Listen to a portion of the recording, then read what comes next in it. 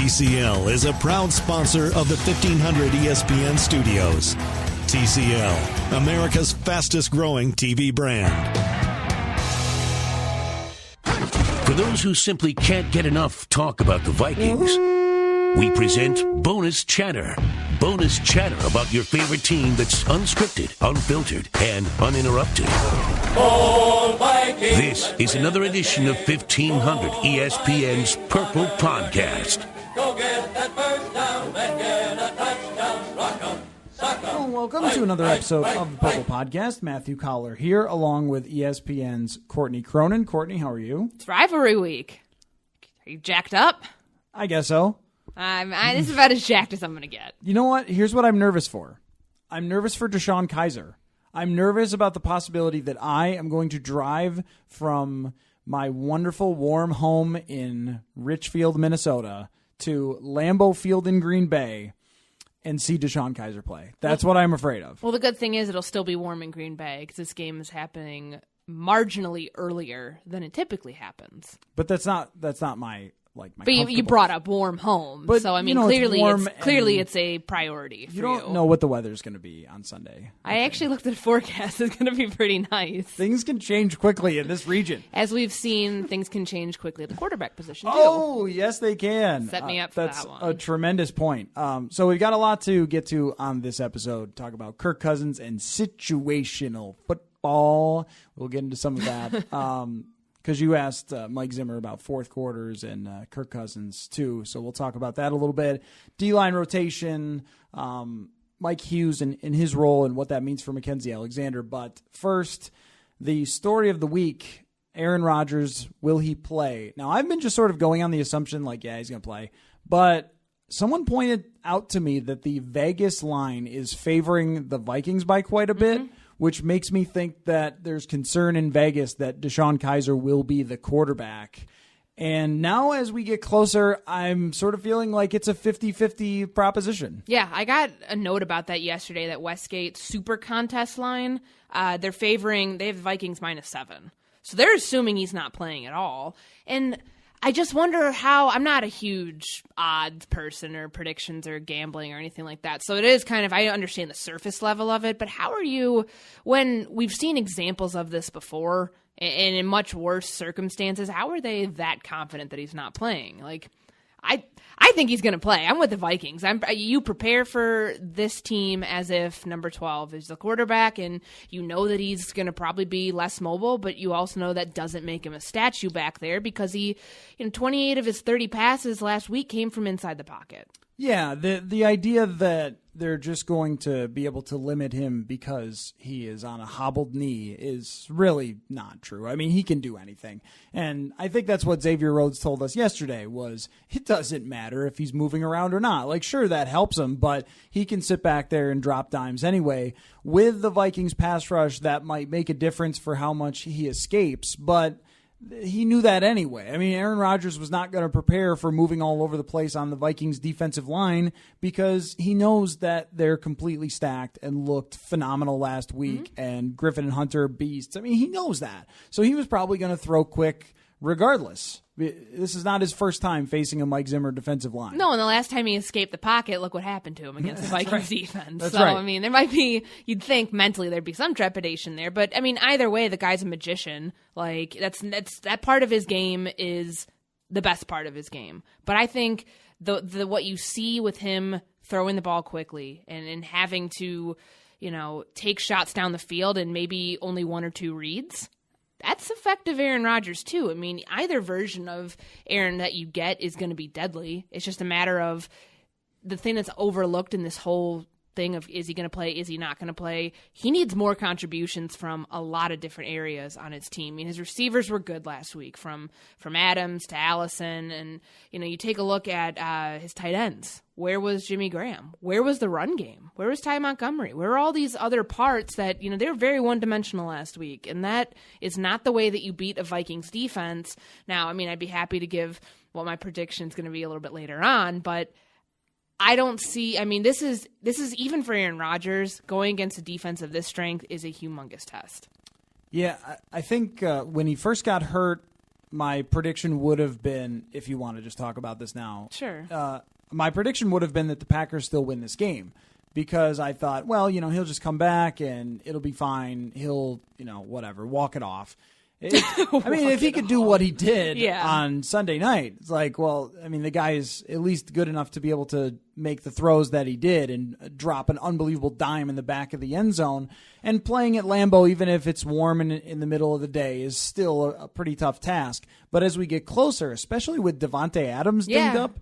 And he was on the rehab field again on Thursday. Yeah, that makes me a little more lean toward picking the Vikings for this one. Yeah, I have the Vikings by 4. And it's simply for the fact that he doesn't have the supporting.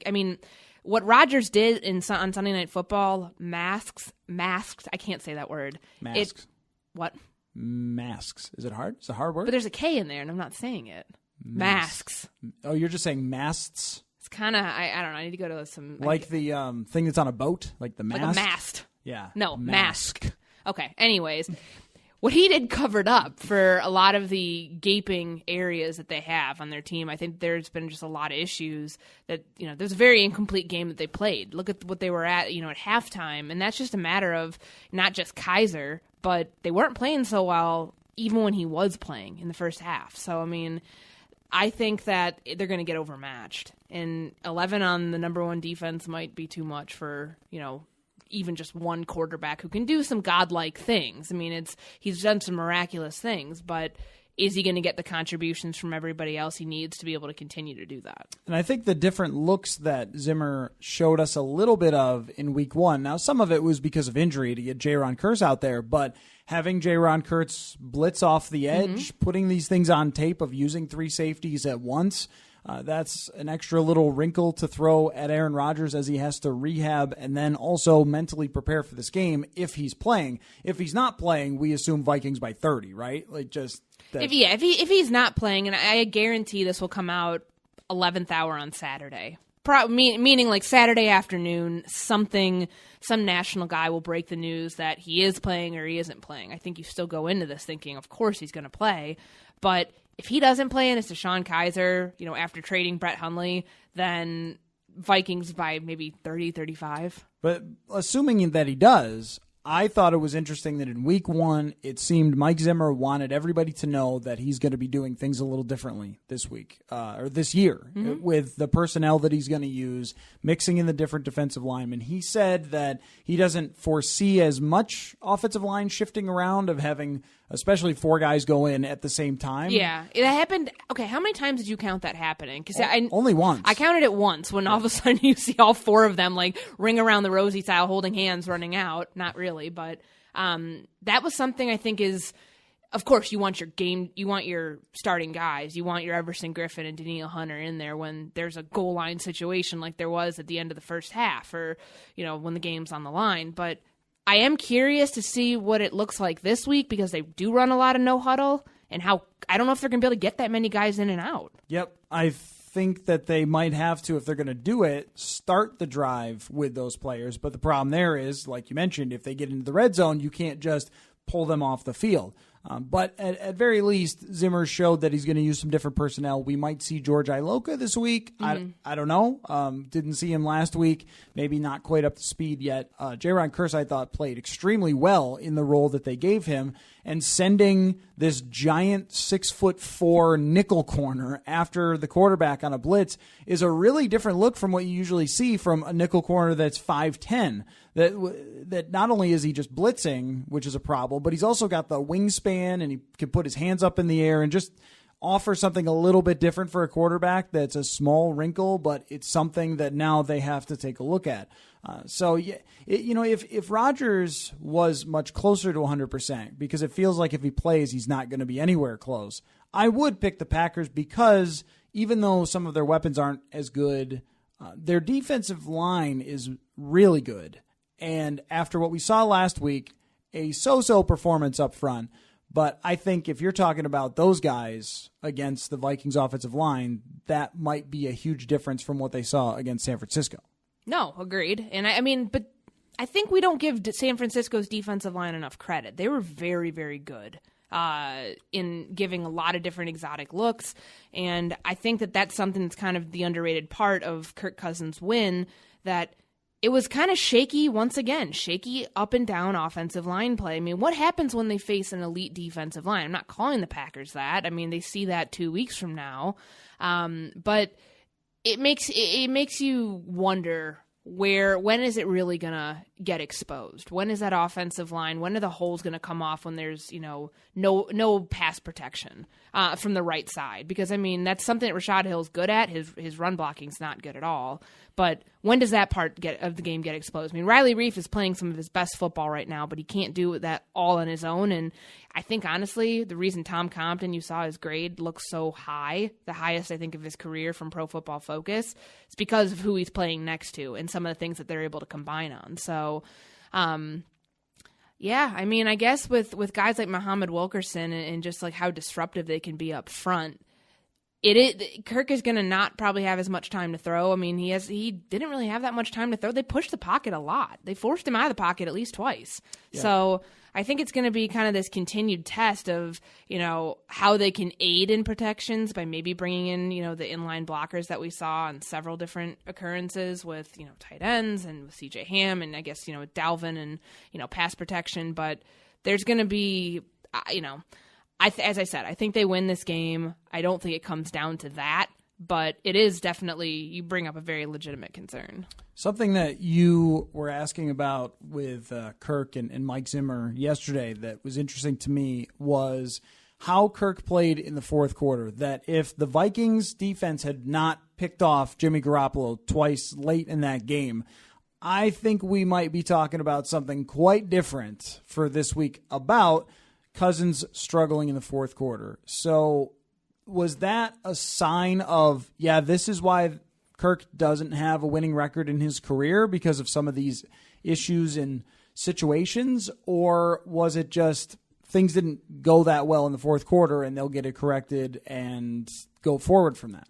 Well, it's interesting because he had the worst statistical fourth quarter of his career where he's attempted at least one pass, because he did, if you count game-winning drives, I think it kind of depends on what statistics you use. So I used ESPN and I used Elias. He has 12, and this is in games that they weren't leading. Just to put a side note first, he has 12 game-winning drives in the fourth quarter and overtime. One of them, which he never actually attempted a pass, was that overtime game against the Ravens, and put him on the map. So statistically speaking, though, in the fourth quarter, his worst, whether it was a comeback win or whether they were ahead, was this past weekend. 0 for 7, which starting out the fourth quarter, nearly throwing an interception to Jaquiski Tartt, not a good look. And then, that let the 49ers come back in this game. So I think it really boils down to, we talk about quarterbacks in the fourth quarter and what distinguishes a good quarterback from a great quarterback and their ability to finish games and finish drives. And, for a defensive-minded coach like Mike Zimmer, who's probably going to want to play that conservatively, like giving your coach the confidence that you're not going to, throw an interception that could, change the game in the fourth quarter. But I don't think he's ever going to be in that position where we've seen some of these fourth quarter comebacks that he's had to lead. I don't think that's going to be something that we see all that often, just because he's never had the luxury of playing with this defense. The defense is, Harrison Smith, that game-sealing interception, that was huge. Before that, Xavier Rhodes, that was huge. And obviously with Mike Hughes' pick 6, I mean, it's a good thing that you have a defense that can score a lot of points off turnovers. The defensive factor for the wins and losses is so massive. I mean, when you look at Washington and their ratings for the 3 years that he was there, he didn't have anything close to this. I mean, there's a handful of good players on that team, but nothing close to a team that has Pro Bowlers at every level. The defensive line, linebackers, secondary all over the place. Nobody that he's played with has been as good as Harrison Smith. No defensive line is anywhere close to this, so they can bail him out in some of those close games. But what I think of is throughout this year, if he has troubles like that in the fourth quarter, it will get them in trouble, because Jimmy Garoppolo at US Bank Stadium clearly was not ready for that challenge, and he's a fairly inexperienced quarterback, showed flashes of some of the things he can do, but that was a little over his head. He's not Drew Brees, like in the playoff game, making the fourth quarter comeback or whatever. We saw that from Garoppolo, that maybe he's not quite on that level yet.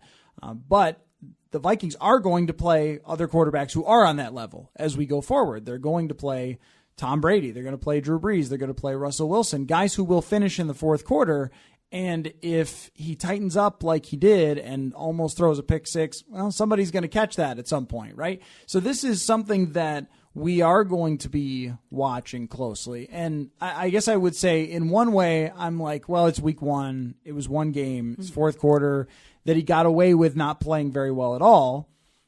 But at the same time, if your reputation is already as a guy who doesn't finish games and doesn't put his team always in a position to win, I think if he did that same thing, if he played the same exact way as he did on Sunday in D.C., that would have been a loss. There's no way Washington's defense holds them down in the same way. So he will get away with a little more leeway, but I think as the season goes along, there are going to be plenty of opponents where he's going to have to lead a game-winning drive, where he's going to have to be up by 6 points in the fourth quarter and lead a 5-minute drive to kill the clock.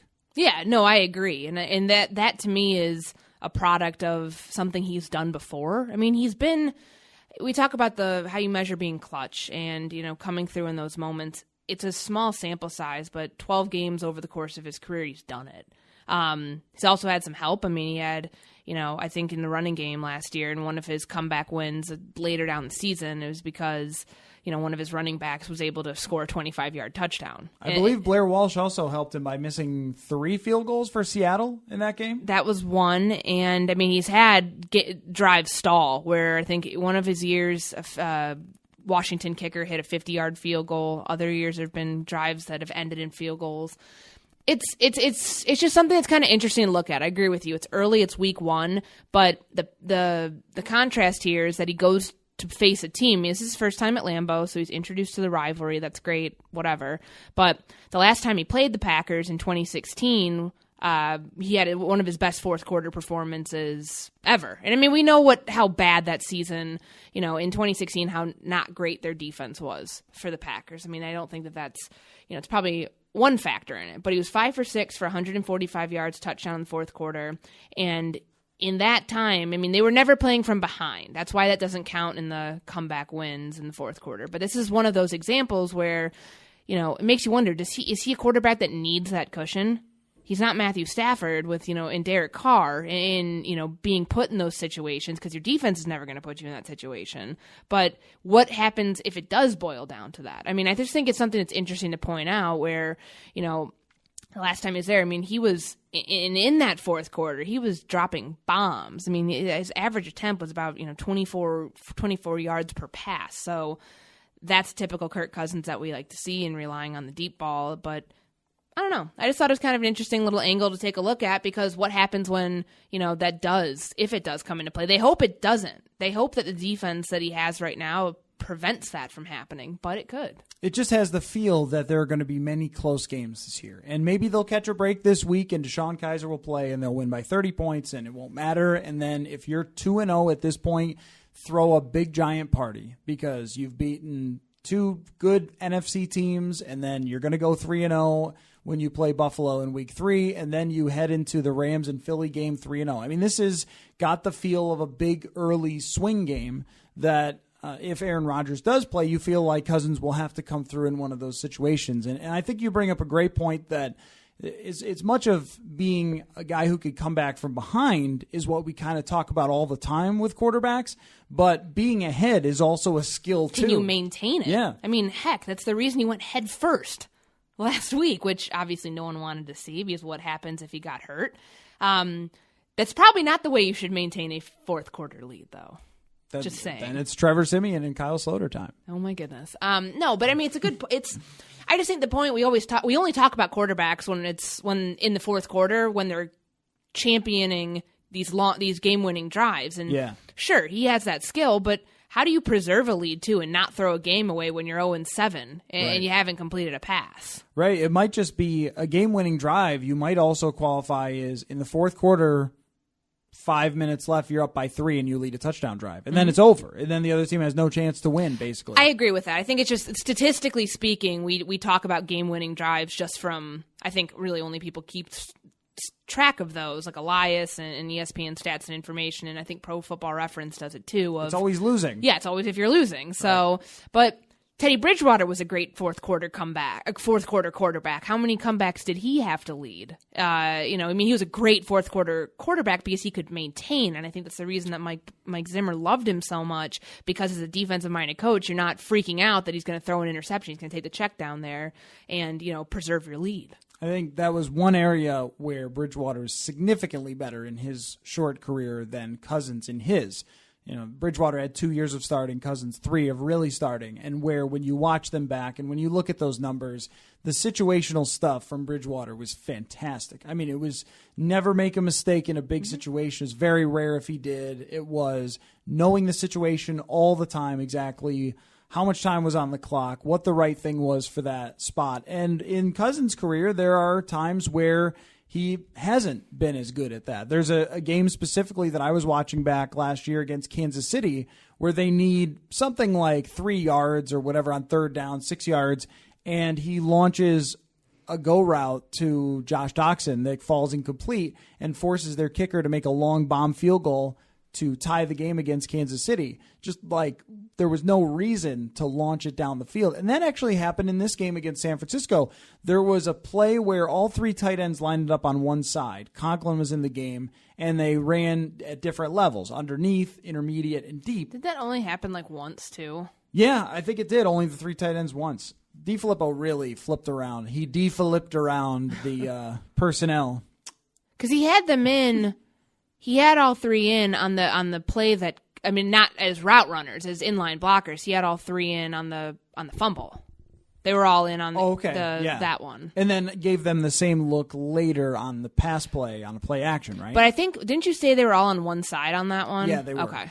And so they all ran sort of different crossing type routes actually Morgan stayed in. Well, the point is just Thielen goes the deep route. He was the deep route, and then the other two went shorter intermediate. And the short and intermediate both looked like they had a chance to be open, and instead he kind of launched it deep down the field for an incompletion to Thielen, where it wasn't really necessary at that point to go for the big shot. They just needed to keep the clock moving and get a completion there.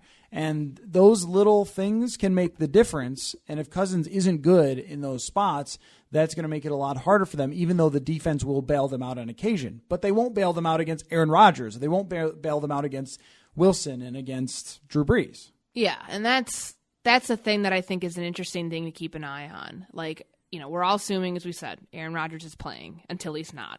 And what happens, I mean, Rodgers in the fourth quarter last week too. I mean, it's a tale of two different quarterbacks, but I think he was 9 for 12 in the fourth quarter and had multiple touchdowns. I mean, he was a monster. So if and that's the last person you want to get in a shootout with. So I think the big argument when he was coming in here is he going to have to get in shootouts to win games? Probably not, because he's not going to be playing from behind that much just because of the defense. But what happens if and when that's not the case? Yeah, that's kind of he's almost the baseball closer in a way, that they're going to be ahead late in a lot of games, and can you get 3 outs Mariano Rivera style and make sure you get the win here? That's an interesting way of looking at being clutch. On the defensive side, we talked about all the shuffling around that happened, partly because Trey Waynes went down. Yeah. He's back. Mackenzie Alexander is back and look like they're en route to playing on Sunday. How do you think Mike Zimmer uses his cornerbacks this week? Do we see Alexander start? Do we see them switch back and forth every other drive between he and Mike Hughes? Because Hughes had the pick six. How are we looking at that? Well, I think, on second watch of the just rewatching the game back, grinding the film, exactly. Mike Hughes' game was good, but there were a lot of mistakes. Especially if you're watching the All-22, you can see where he's lined up. You can see who his assignment was supposed to be. I think the misdirection stuff that Kyle Shanahan threw at the Vikings, and especially what they did with George Kittle, I mean, it's a lot for a rookie to take in. That's a lot to understand and conceptualize and be able to attack. I think Xavier Rhodes even said it yesterday that, there's a lot of things that need to get cleaned up. I wouldn't be surprised if, like you said, maybe they start Mackenzie Alexander and, start him in the slot if they open up, not in their base defense. Even if they don't, I mean, even if it's a few plays later, if McKenzie's the first player to go in, I'm not surprised.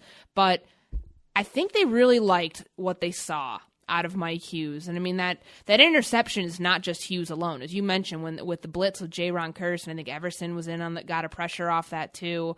And Danielle Hunter. I mean, there's that set Mike Hughes up for that moment, because he was playing off his whoever the receiver was, and he was right there to intercept that pass. I do wonder what, we talked about this last week on the podcast. Did he play his way in that he's never going to let himself out of the starting lineup because he's so good? That's a possibility. Like maybe, Mackenzie Alexander had a good game at Lambeau last year. That was probably one of his best performances, but he came on really slow. I mean, and it was against Brett Hundley. Yes, exactly. Like, is it going to, if Aaron Rodgers is going to, look in and try to Drew Brees him, like what happened in the divisional game, that might see a very quick exit out of the game for Mackenzie Alexander. Yeah, I would guess that Alexander starts, but that we see a lot of Mike Hughes as the guy who's rotating in pretty regularly. That would be my guess for where they begin, because even though Mike Zimmer clearly likes Mike Hughes, he also went on, like you said, to point out some of the weaknesses or some of the mistakes that happened throughout that first game. And if he feels like you can't put too much pressure on a cornerback early, especially at that nickel corner spot, then maybe he will prefer to kind of lean toward having Mackenzie Alexander more often. Who would you rather have? Here's my other question.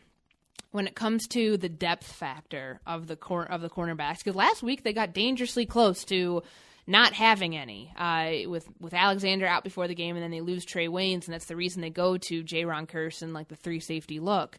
Who would you rather have as a depth piece for Trey Waynes and Xavier Rhodes? I mean, Mackenzie Alexander was an elite outside corner in college, just despite being undersized. Mike Hughes is also very, very good, and Zimmer was asked about this yesterday. The answer was kind of weird, but it's like, what's easy? What's he better at still? He said, well, playing the outside is... What was the quote? Is like easier but harder. Easier but harder, and if that makes sense, like no, it doesn't make sense. But in a way, it does, because the receivers are better.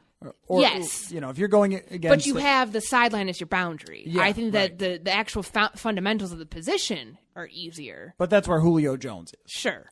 But what would you rather have? Like, who would you rather have starting in the slot, and who would you rather have as your, rotational if Xavier Rhodes takes his 7 minutes to, do whatever he needs to do in the third quarter if he gets injured, or if you run into a situation where you're down on depth, who would you rather have? I think Hughes is the better player, and I might prefer to see him sink or swim on some plays or learn on the fly on some plays, because he's got the higher ceiling, because at least for next year, Wayne's under contract, Rhodes under contract, and Hughes is probably going to be the guy there, right, as the starting nickel corner. So unless he's really in over his head, which he didn't look like last week, even despite some mistakes, I would just say this guy's got the higher ceiling. Let's just rotate Alexander in from different spots.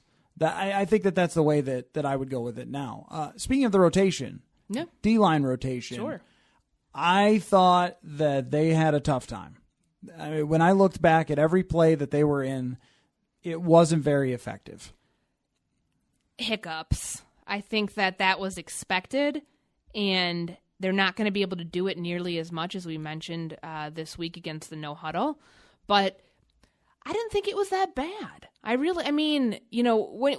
you have a guy like Jaleel performing as well as he did, they're going to go with that guy, in certain downs. And I mean, you still want your starting guys and the guys who are making your money because they've proven that they're in a position to do that. You want them there on your goal line stand. You want Sheldon Richardson forcing the pocket and just pushing Jimmy Garoppolo into Danielle Hunter for a sack. You want in those big marquee moments, but I think in kind of keeping these guys fresh, the number that we saw with Everson Griffin playing 71% of snaps, something, or 50, he played, I wrote it the other day.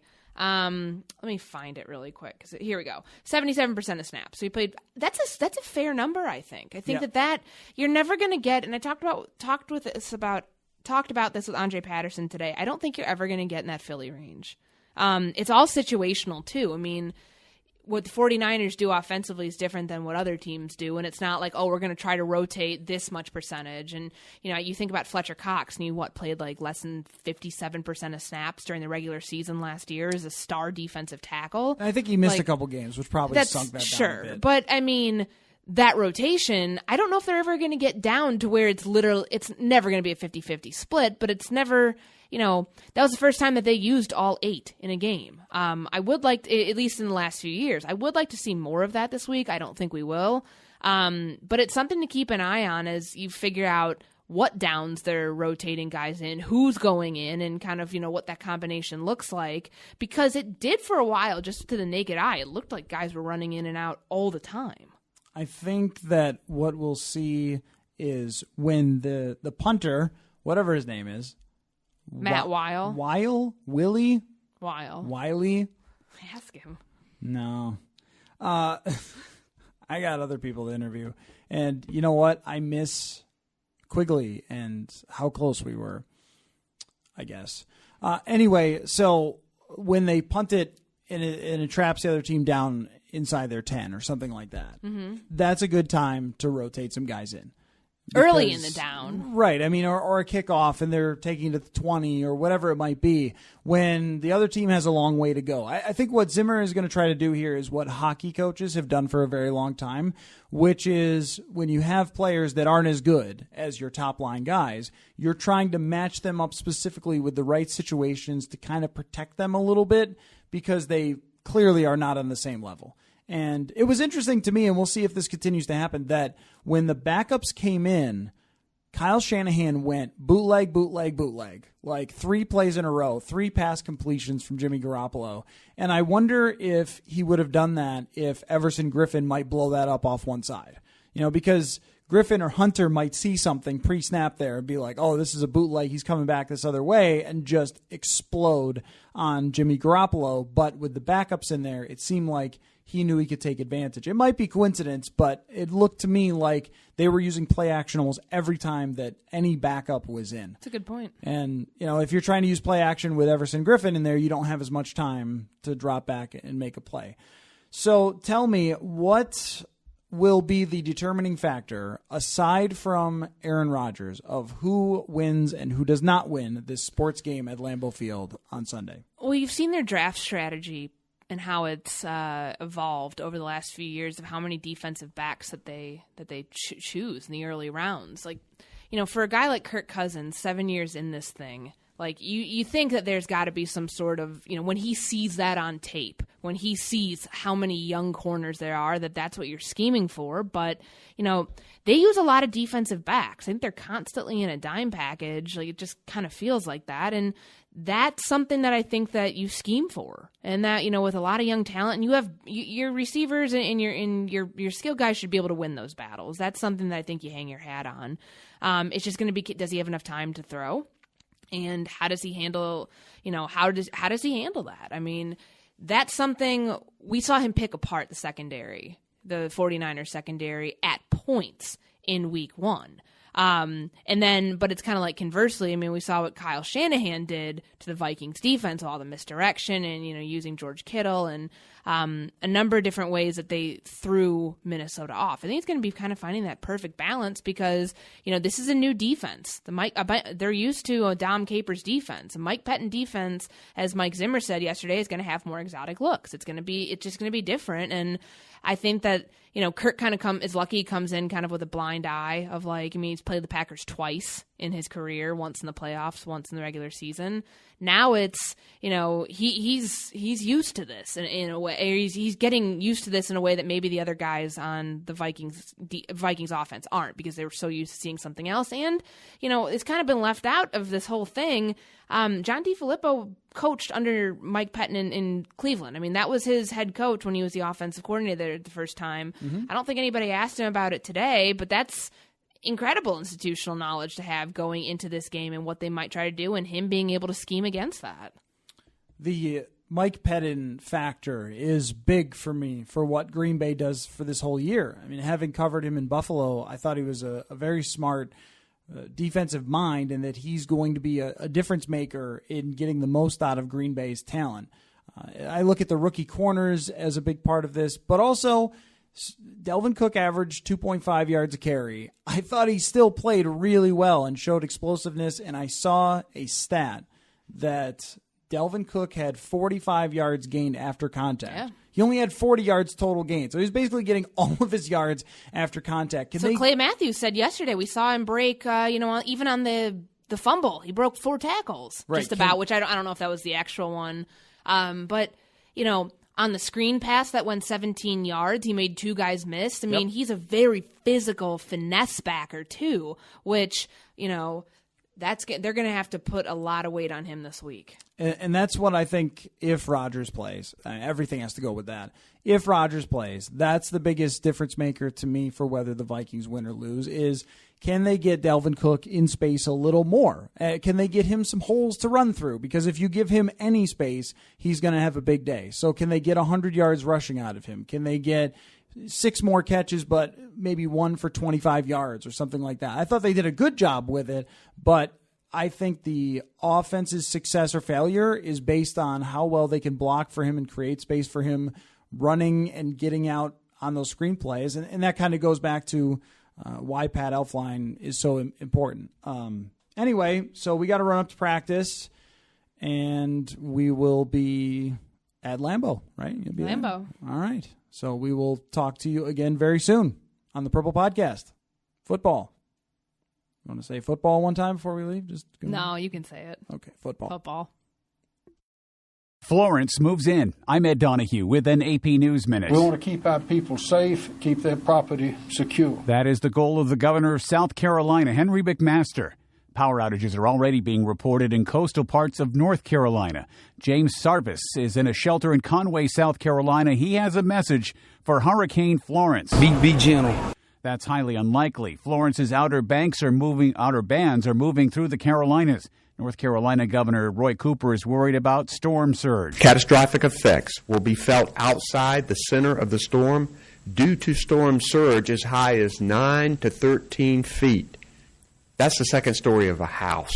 And forecasters say Hurricane Florence has weakened to a Category 2 storm, but they warn the widening storm and its likelihood of lingering around the coast day after day will bring seawater surging onto land and torrential downpours. I'm Ed Donahue.